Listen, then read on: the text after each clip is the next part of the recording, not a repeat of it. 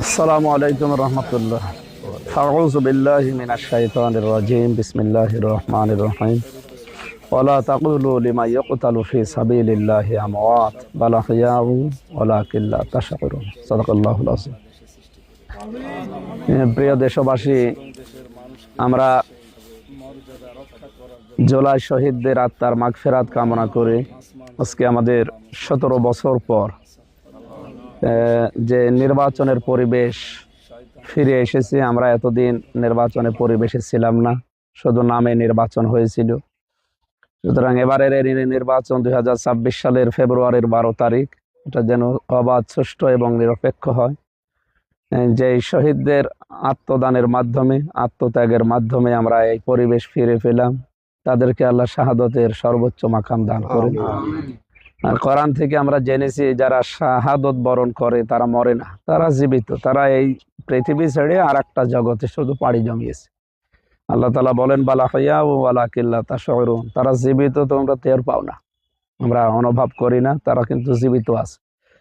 সুতরাং যারা এই প্রায় 1,500-এর মতো মানুষ জীবন দিয়েছে, এই মানুষগুলো শাহাদতের সর্বোচ্চ মাকাম পেয়ে তারা যেন জান্নাতের পাখি হয়ে ফেরেশতাদের সাথে ওরা জান্নাত পরিভ্রমণ করতে পারে, আল্লাহ সেই তৌফিক তাদের দান করেন।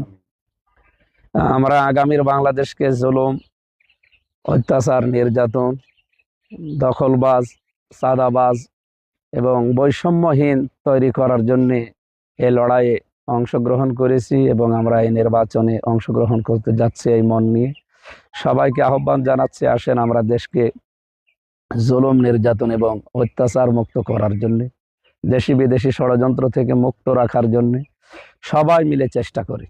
নির্বাচনকে একটা অর্থবহ নির্বাচন উপহার দেওয়ার চেষ্টা করি। তরুণ ভাইরা যারা আছেন, প্রায় 4 কোটির উপরে আপনারা আছেন এদেশে ভোটার। আপনাদের বিবেকের উপরে আল্লাহ রাব্বুল আলামিন যেন রহম করেন।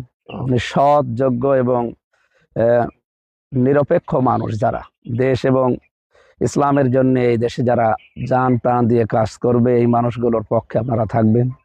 বিদেশি প্রবাসী ভোটার যারা আছেন, ভাই বোনেরা, আপনাদের কাছে আহ্বান জানাই, দেশটাকে এবার আমরা সাজাতে চাই, দাঁড় করাতে চাই। আপনাদের কাছেও আমরা দোয়া চাচ্ছি এবং সমর্থন চাচ্ছি।